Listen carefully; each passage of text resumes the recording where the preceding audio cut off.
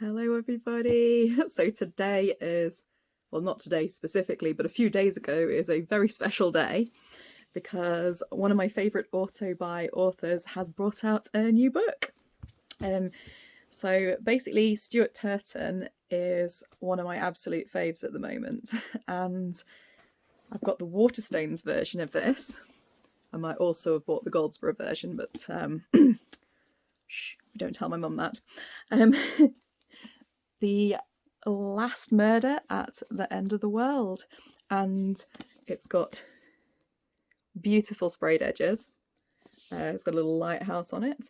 I haven't got the Goldsborough version yet, but that's got spreads as well. And it sounds like it's going to be absolutely crackers again. So basically it's on an island. So outside the island there is nothing, the world destroyed by a fog that swept the planet, killing anyone it touched. On the island it is idyllic. 122 villagers and 3 scientists living in peaceful harmony. The villagers are content to fish, farm and feast, to obey their nightly curfew and to do what they're told by the scientists. Until, to the horror of the islanders, one of their beloved scientists is found brutally stabbed to death.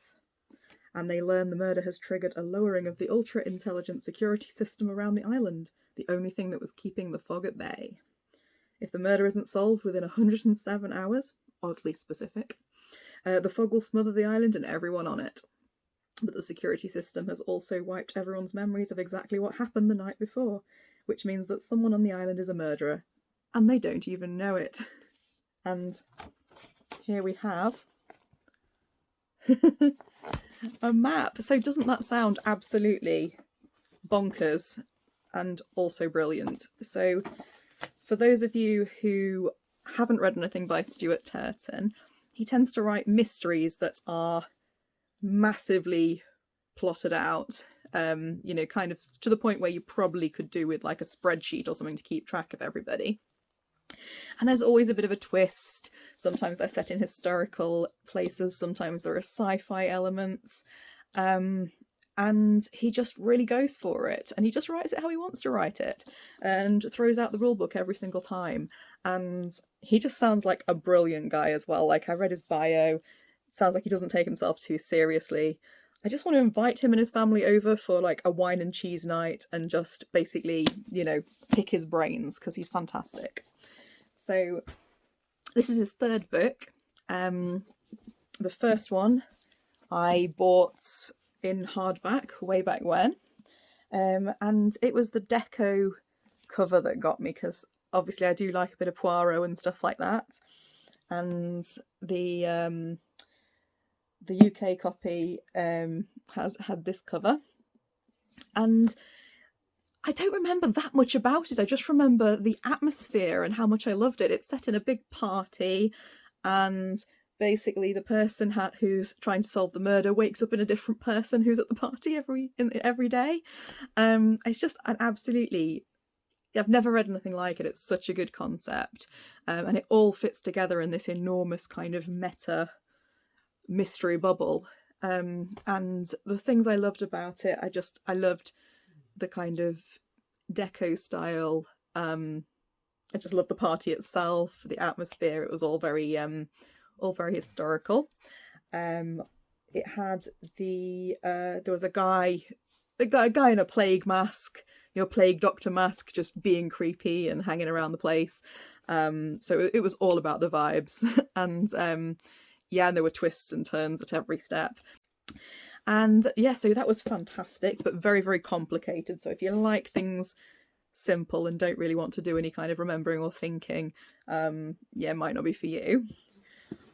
But then we have this one, The Devil in the Dark Water, which again, it was beautifully edged. And I got this one from Waterstones way back when. And I read this, like I say, I absolutely gobbled it up. It was this time a murder mystery on a boat.